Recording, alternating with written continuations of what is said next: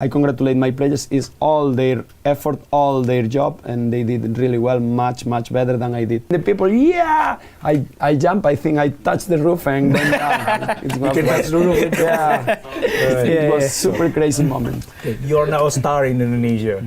Really, you are a really No, star. I am a foreign person working in Indonesia. But that because of what the team do, maybe people recognize me, but I'm not a star.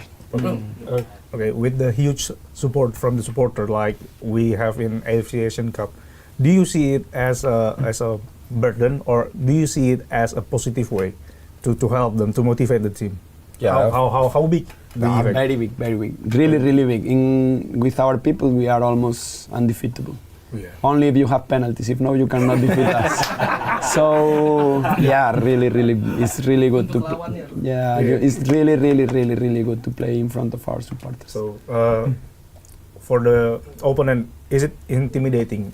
Let's say that if you play abroad with Indonesian national team and you see the stands filled with the people, 10,000, does it intimidate you?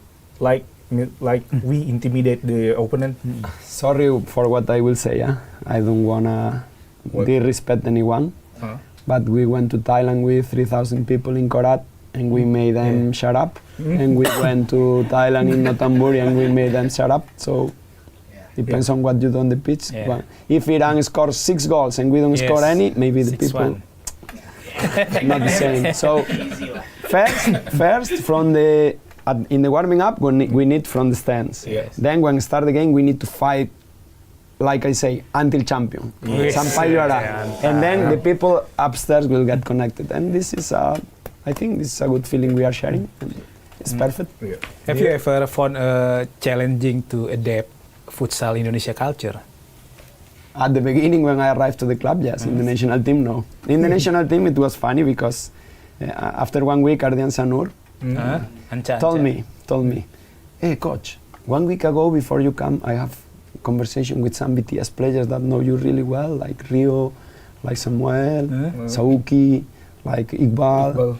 And they all, you will see with Hector, he has a character, difficult to handle. But after 1 week, I find you I find you normal person that, because in BTS I watch much more stronger than here. Because in BTS I have to teach from the beginning. What one of the things I did in the first meeting in the national team is say, okay, to the BTS players is, you have worked with me long time, you have to help me to transfer what we did in there to national team, to make everyone understand. So since that moment, this became an horizontal leadership because everyone shared with everyone. And since that moment, we always have tactic board in both benches during the training. So one of the things I don't allow them is they play one situation in the game, they know it's wrong, and they don't speak about, no.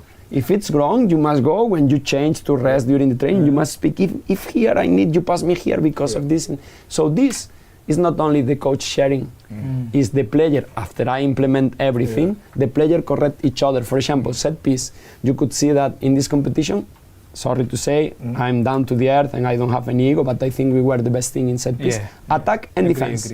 Attack and defense. Only in the final we made a mistake that it was important, but it's okay. And we already studied, but it's okay, can happen, it's normal, it's a sport. And I think in set piece, they have to teach each other continuously, because the new players that arrive, they arrive with not a really good background, and in national team we have a lot of set piece because not everyone defends the same way, not everyone attack the same way, so we have many variations in set piece that make our team really strong in set piece. But when you arrive with not much knowledge, if only me, is impossible. So I say to the seniors, you must teach him this, you must teach him this, you must teach him this. Speaking Indonesian about this. So that's why I say it's horizontal leadership, because everyone share with everyone. Sometimes during the game I say to my assistant, hey, correct this guy this. Or maybe I say to the players, when change, hey, say him about what he has to do in this situation. And then the player go and correct the player. This is like, what I say is a good family, because everyone can collaborate in every single situation. Satu keluarga. Yeah, satu keluarga. So, okay, satu keluarga. How does your, I'm sorry. how your Indonesian language. Can you already speak in bahasa? Saya coba bicara, tapi saya malas. Dan saya tinggal 1 bulan ini, 1 bulan Spanyol. So I don't have I disconnect little bit from bahasa when I go back to Spain. And this is my problem. That I'm not consistent, but nowadays I realize that to share important message with the local people, with Indonesian, I really need to learn bahasa Indonesia. So I need to make the commitment to start to study bahasa Indonesia, at least to have a minimum communication. Tapi saya bisa bicara sedikit, tapi tidak bisa bicara banyak. Example, atas, bawah, depan, belakang, cepat, jalan, these kind of things. Belok kiri, belok kanan, putar, this no problem. But another things, problem. Coach, when facing South Korea in AFC Asian Cup, you mention an early goal is the key for victory. How do you build the competitive mentality within your squad? To compete in this game? Yeah, I show them the weakness of the opponent, and we try to face that. Them. Yeah, to explore it, and it's like that. And we succeed at the beginning, so it was the perfect plan, more or less, because start the competition winning 1 or 2-0 at the beginning is like, okay, now we can just play and play and play and play. Because if you don't score, it can happen that they recover one ball, make a transition. It's difficult. So it was what happened with Iran, with us. They didn't score, we scored 3, then they tried to catch up, and it was more or less like this. And against Korea it was good. I think they have tremendous potential, Korea, but if they don't explore the potential they have, it's good for us until now. It will be good for us. Of course, the previous tournament, the AFC Asian Cup, it raises people's expectation. Do you have any message for the fans? I mean, don't burden the players. That you have to reach certain levels. You have to wait. And every time you compete in a competition, you have to be the champions. You have to win. No. Sometimes people think that we have to be the champion. So, what are your message for them? That they are wrong. And it's not like that. It doesn't work like that. We just need to prepare every single game the best we can with the players we have. Go to the game, try to do our plan, and try to play our best. Not only the plan, also the player must play the game. They must realize that they have to play, not just follow a plan. They have to play, because at the end we cannot control everything from the staff. And just that. The next tournament will be exactly the same. We will prepare the first game. After the first game, we will prepare the second game. After the second game, the third game, and like this until the end. Because, as I say to you, I have big ego or not? No. So if I don't have big ego, it's because I know we can win or lose every single game.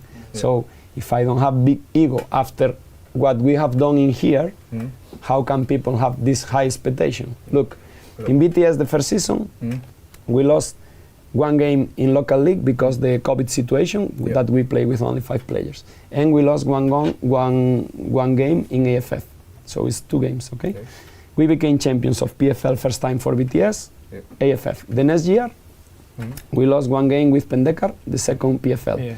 With national team in 2024, we didn't lose any game from 11 games we played. 6 friendly matches, 5 official matches in AFF, and we got the championship.